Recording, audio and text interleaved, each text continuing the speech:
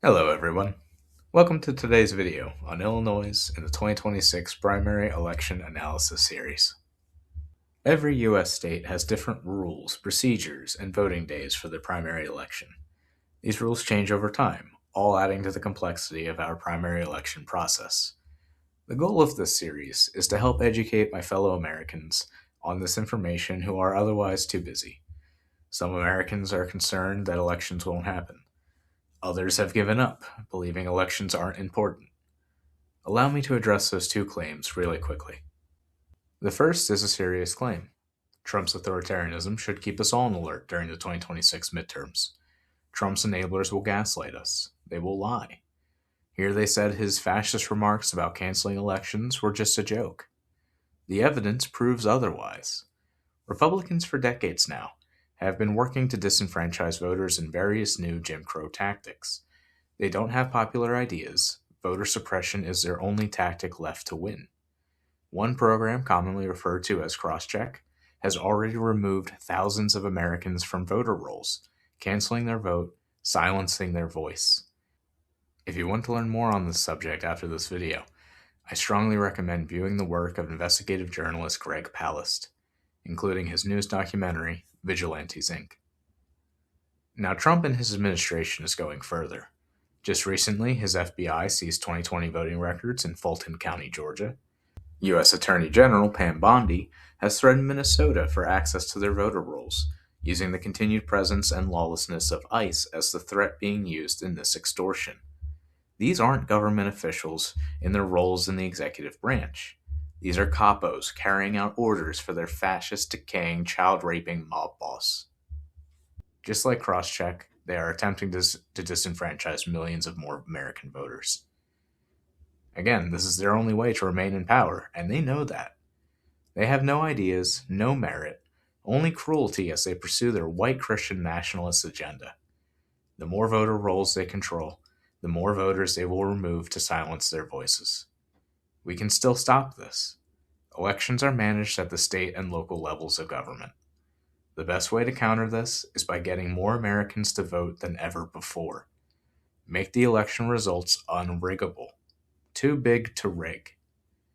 Over the past few decades, only about half of our population has voted, and even less vote in the primary elections. This brings us to the second claim. Many claim every election cycle that voting isn't important. Often many of these voices will cite George Carlin or recent examples of failures in the Democratic Party. I hear and sympathize with those arguments.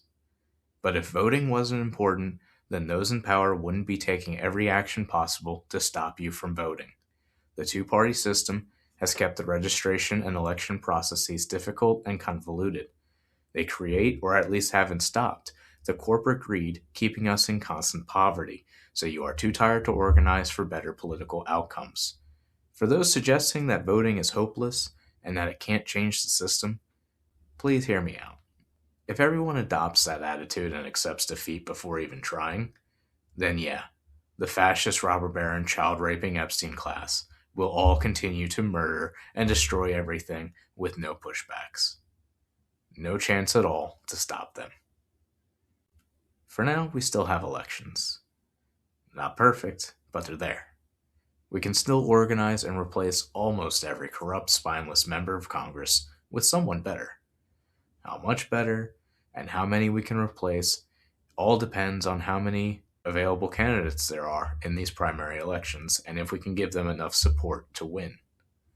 Of course, winning the primary doesn't guarantee winning the general election, but if no candidate tries, then those seats are an automatic loss. The candidates who are willing to fight for the American people in clear terms will be the ones with the best chance of winning in November, provided election results are not completely rewritten by the oligarchs. In this series, I choose to take an optimistic approach. With proper organization and information, maybe we can elect better Congress members. For each state, we will first discuss a brief overview as it regards to the 2026 primary elections, how many seats they have available, and how their primary process operates for 2026. With the basics covered, we will then move on to discuss the secular lefty approved candidates running in that state. Doing this research has confirmed a sad fact. Sometimes there isn't always a great candidate running in every district. But for the seats where there is one, that is where I am dedicating my time to help. I don't have big money or large amounts of free time. I haven't seen one Soros check yet for my attendance at protests.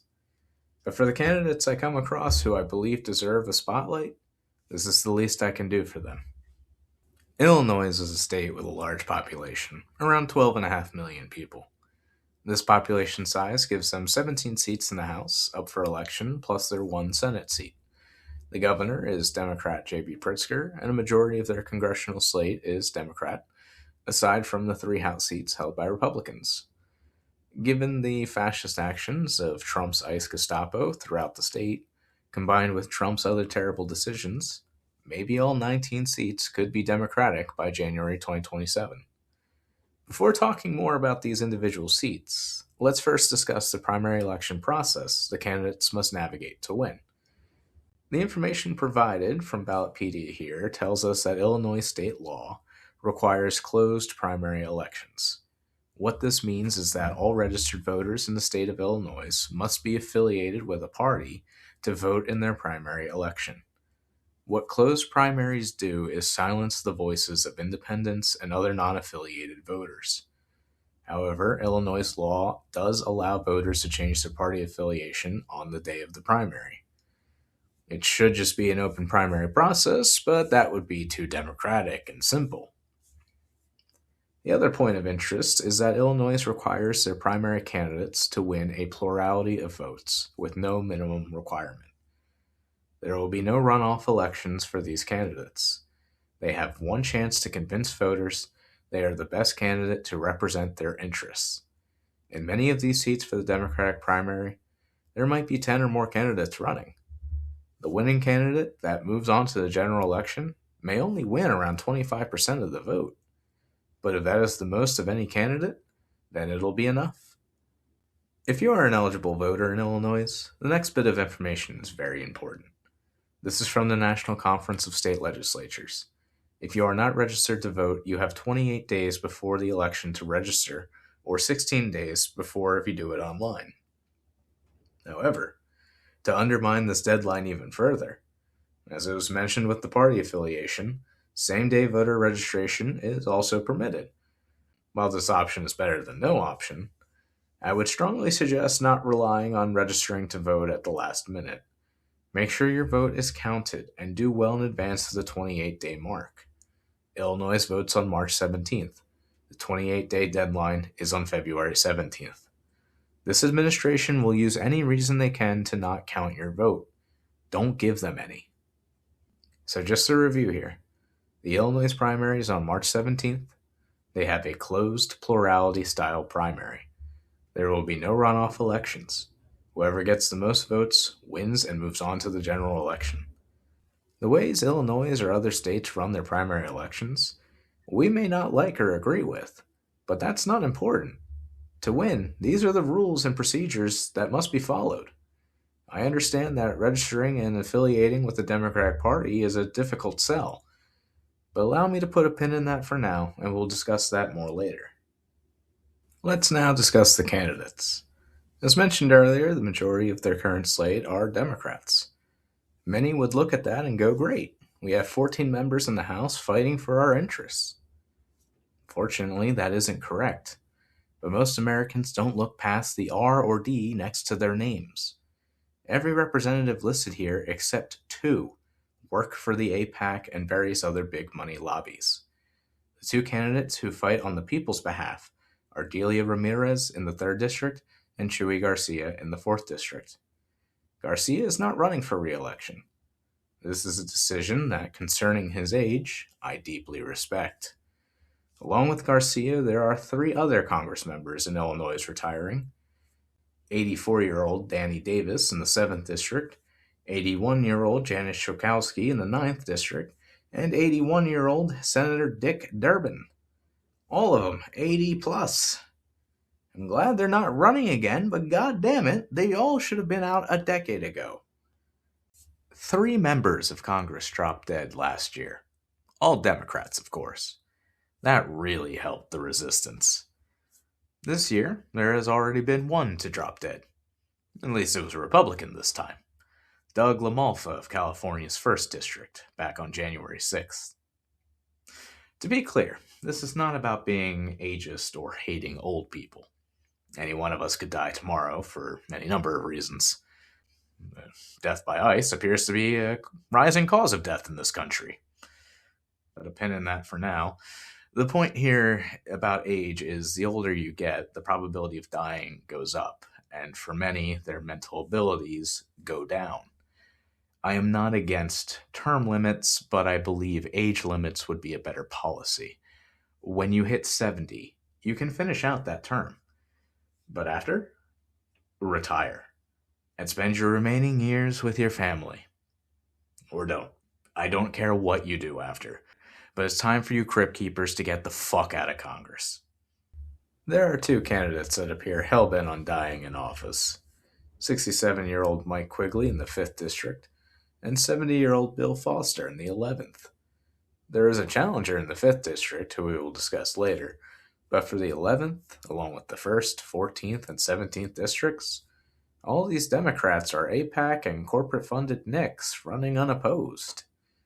NICS stands for non-inspiring candidates, but to their credit, they have all won their elections before, and sure, these Democratic candidates may not support the policies we need right now, but they're certainly better than the Republican alternative, huh? Yeah? Right. So, of course, that is a weak argument and the same lesser of two evil bullshit that has led us to fascism. So for those that have been arguing to not support the Democrats and support third party, here's the sad reality with that. Not every seat has an independent or third party choice. And when there is one, it doesn't necessarily mean they are better by default. There's many libertarians out there, for example. To be perfectly clear, these videos are not about supporting the Democratic Party, but rather reforming it with better candidates where available. Once the primaries are over, if there is a better candidate that has a better policy platform than a centrist, liberal, or corporate Democrat, then vote for the better candidate regardless of party. At this moment, the series is mainly focused on the Democratic primaries. But once the primaries are over and I do follow-up videos, it's possible not all secular lefty-approved candidates will be Democrats.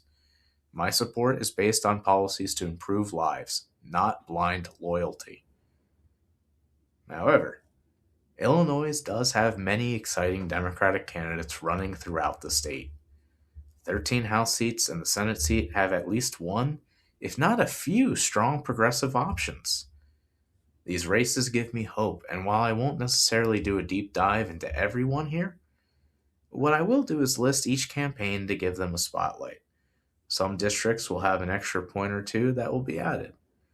Before that, here's what every secular lefty-approved candidate has in common and what they need to do to show in their campaign to be considered for approval. When I am reviewing campaign web pages, I want to see strong language in support of impeaching Trump, abolishing ICE, Medicare for all, raising the minimum wage, ending support to nations committing genocide. Obviously, these and an even longer list of priorities, yes, they won't be happening anytime soon. But for candidates who I view as ready to meet this moment, fight for the rights of our people, and uphold our Constitution and the rule of law, these are the requirements as I see them. They don't have to support everything, but the more the better. I have it broken down into 2 groups of objectives. The priorities once elected and taking office in 2027. These include impeaching Trump and all others in government guilty of various crimes. Think of Pete Hegseth's serial murders of fishermen, or Kristi Noem's depraved actions in leading ICE.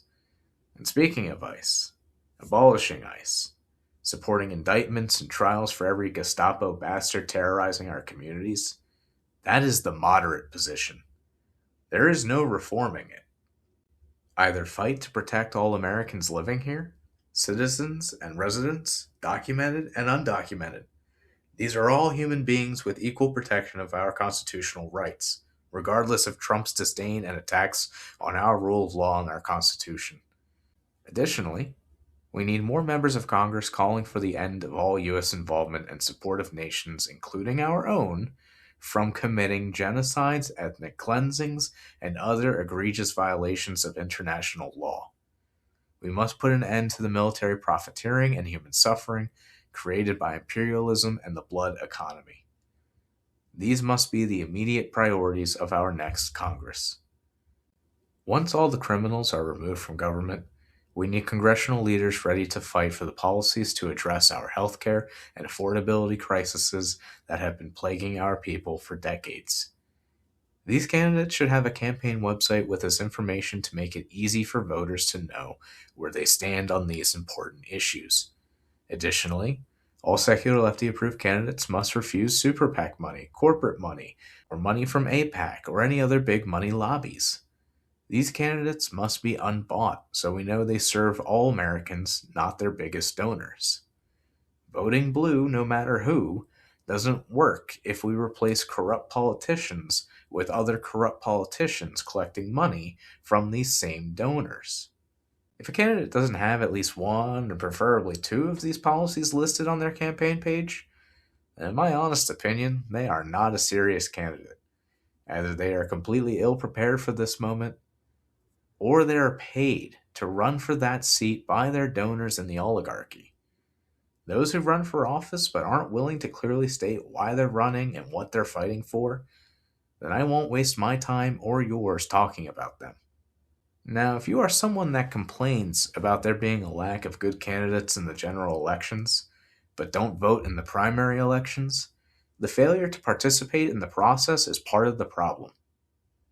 Yes, not being active in politics is a choice, but it's also a choice with consequences for the rest of us.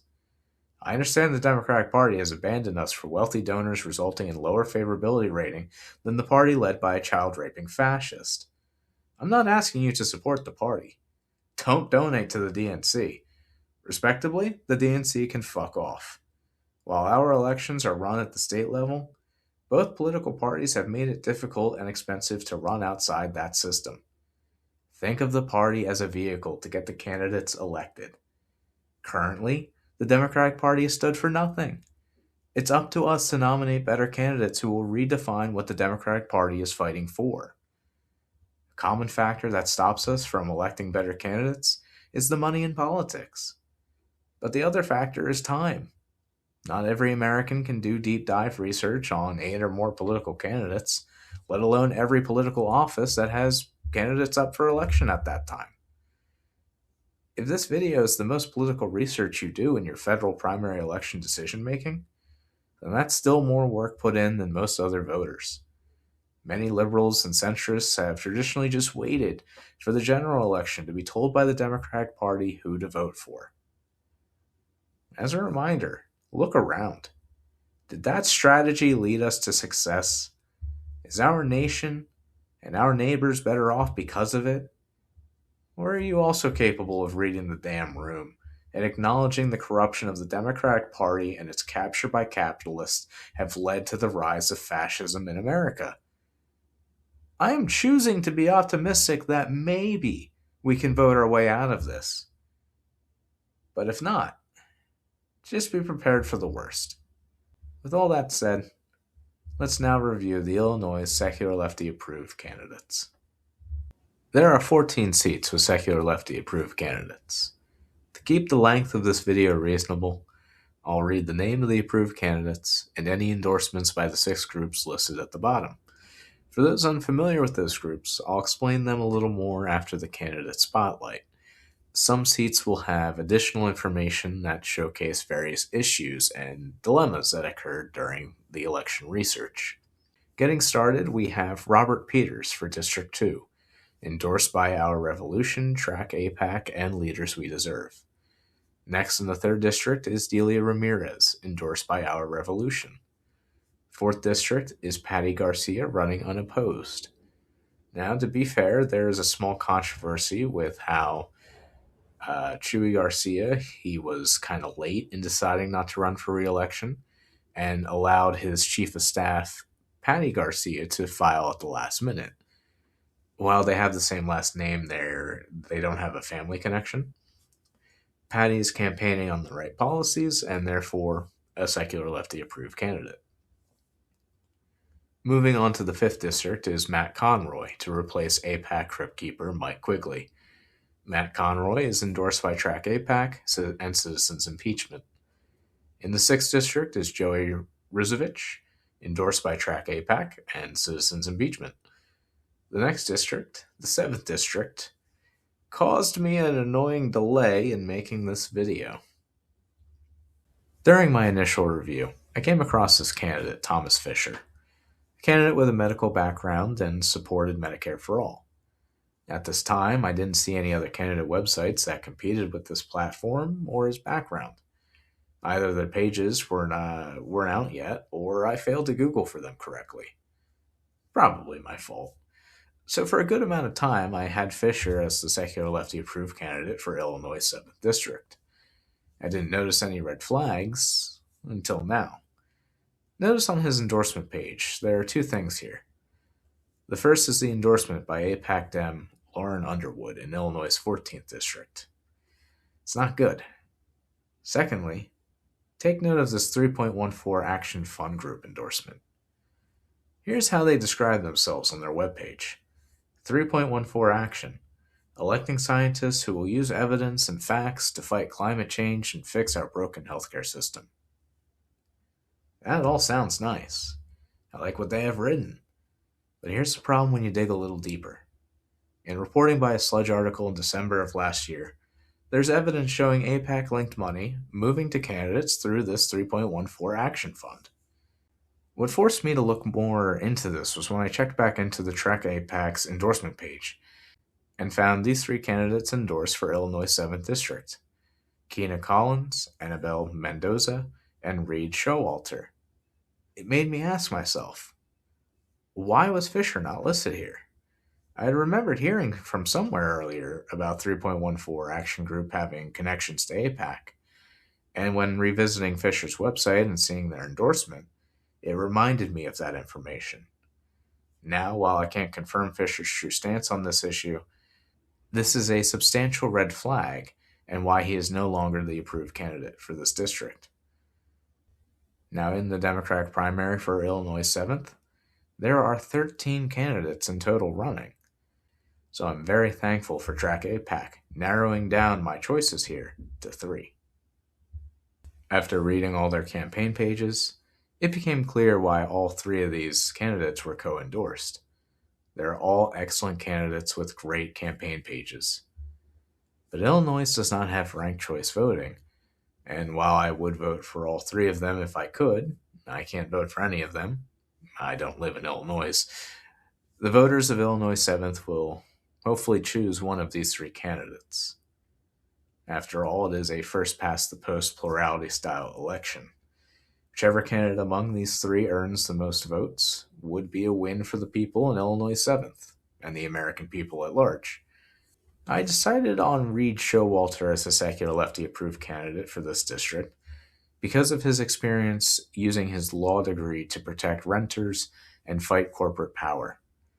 That and his campaign launch video I found quite convincing to be given the spotlight here. The video link will be included down below, along with all other secular lefty-approved candidate web pages, and those with an honorable mention here will also be included. There are 2 more points I would like to make, but let's move on. In 2 more seats, we will see a similar situation, and I'll discuss it then.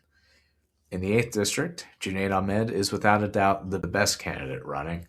With endorsements from 4 out of the 6 groups, he is endorsed by Our Revolution, Track AIPAC, Justice Democrats, and No Dem Left Behind. The 9th Congressional District is once again another example of a crowded field, this time with 16 candidates running. Back in late March of 2025, Kat Abou-Ghazaleh launched her campaign with a great video that will also be linked below. Since then, I have followed her trailblazing campaign and am very hopeful she is the candidate to win in the 9th District. However, there are 2 more candidates running in the 9th District that also deserve an honorable mention. Both Track AIPAC and Citizens Impeachment have a triple endorsement. This includes Kat Abou-Ghazaleh, Bushra Anwala, and Mike Simmons. Again, all three excellent candidates, all with an equal right to let the voters decide who is the best to represent them. But like in the 7th district, here's my concern with having three great candidates running in the same district. Yes, there are 13 other candidates that could arguably split the vote in our favor. Our voter base being progressives, leftists, social democrats, democratic socialists. Whichever term you believe describes your political views best, we are all fighting for similar goals and must work together to make them happen. I will never say a candidate should drop out. However, in Illinois, there are no runoff elections. Whoever gets the most votes wins. If one of these three candidates finishes in second place, and none of them in first, losing only by a few hundred votes or less would be devastating. But again, by no means am I trying to argue votes are owed to any one candidate. Just that this is something candidates need to keep in mind when running in a crowded field like this, and especially when ranked choice voting is not an option. Either one of these three candidates would be a great choice for Illinois' 9th District. But I believe Kat Abgazali is the strongest choice, and therefore the secular lefty approved candidate for Illinois' 9th District. Continuing on to the 10th District is Morgan Coghill, who is endorsed by Track AIPAC. In the 12th District is Julie Fortier. She is endorsed by Citizens Impeachment. In the 13th District is Dylan Blaha, also endorsed by Citizens Impeachment and Track AIPAC. Randy Rowley in the 15th District. Paul Noley for the 16th District, who is endorsed by Track AIPAC and no Dem left behind. Now in the 17th District, there is no candidate running against the incumbent. When I was talking about the 7th District, you may have noticed in the previous Slate photo that Montez Solis was the approved candidate. While I don't know all the details, he was not able to make the ballot and is no longer running. Hopefully either Montez or other candidates can run in 2028 to challenge the other unopposed AIPAC Democrats. Last is the Senate seat. Again, another crowded field with a few good candidates. But I give the secular lefty approval to the Citizens Impeachment candidate, Kevin Ryan. Like Kat's campaign, I first began reading his campaign posts during sometime last year and would argue his campaign page is better compared to the other candidates. Although I will make an honorable mention of Juliana Stratton's campaign. She is the lieutenant governor of Illinois. She makes it clear on her campaign page support for Medicare for all, fighting for a $25 minimum wage, and rejects all corporate PAC money. This is exactly the type of candidates we need and the messaging they need to be pushing. Whether it's Juliana or Kevin that wins the primary, either would make a great senator and deserve support going into the general election. For some of you viewing, I might not have endorsed your preferred candidates. But whoever wins, the goal is to stop fascism and the tech oligarchy and the child-raping Epstein class. I don't want you to vote for the candidates I mentioned because I told you to. I want you to do your own research. If you reach similar conclusions on these candidates, fantastic. If not, maybe you support someone else in the Senate race or the 7th and 9th districts. But hey, if we still agree on 75% or more of the political issues, then also great. Let's work together to make this world a better place. When doing your own research on congressional candidates, there are some other political groups I will hope you consider. The same 6 groups I kept repeating throughout the last segment. While not every secular lefty approved candidate is supported by all the groups listed, I have them there to inform you as potential voters when researching candidates. See if any of them have been endorsed by these groups. Here's a quick summary for each of them. Track AIPAC supports candidates who don't take AIPAC money. Similarly, Our Revolution, a group founded after Bernie Sanders' 2016 presidential campaign, is a group supporting candidates that refuse all super PAC money and agree to get money out of politics. Justice Democrats is another group that supports candidates who sign on to their progressive policies, which they list on their webpage. Citizens Impeachment is a group, as the name would suggest, support candidates who are fighting for impeachment of Trump and every criminal in his cabinet. No Dem Left Behind and Leaders We Deserve, two more groups that have helped me find secular lefty approved candidates. Links for all these progressive organizations will be included below. Times are difficult for many of us. Working longer hours for minimal wages, with dollars that purchase less each day. If we continue to do nothing, things won't improve. If you don't have money, the easiest thing to do to participate is to help candidates you support by spreading their message. Find them on social media and repost their statements, or write your own. Just giving these candidates some visibility will help them far more than you know. And we can't rely on the corporate media to inform us of which candidates are going to raise their taxes.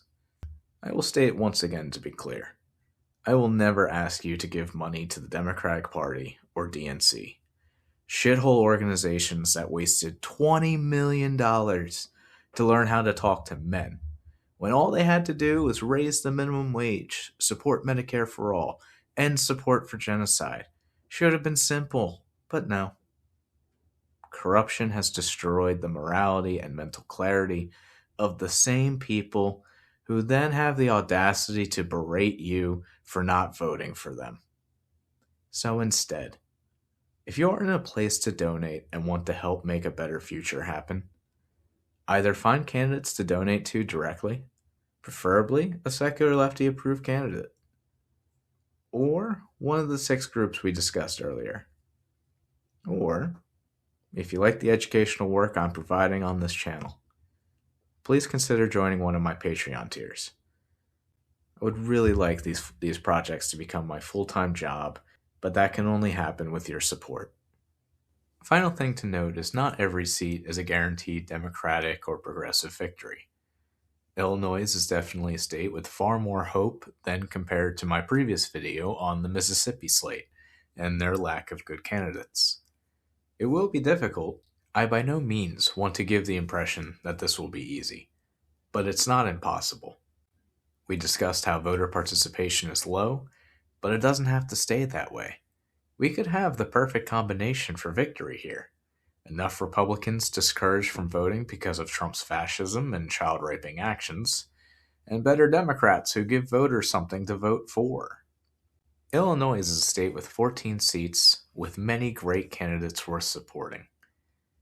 It will be exciting to hear the results from their primary election taking place on March 17th. If you are a voter in Illinois, be sure to be registered as a Democrat by February 17th to vote if you want to see any of these candidates be an option in the general election. If you forget, Illinois will still allow you to do the same-day voter registration, but I still don't recommend it. By the time Illinois votes, 4 other states will have already voted. Their secular lefty approved videos are out now. While your state might not have been discussed yet, more videos will be released throughout this year for every state's primary election. So be sure to ring that bell to be notified of my newest videos to stay informed. If you found anything I said in today's video useful, please share it, give it a like, and subscribe to the channel. Please help make America educated again. Till the next video, consider checking out my other work on this channel. Thank you again for listening, and take care.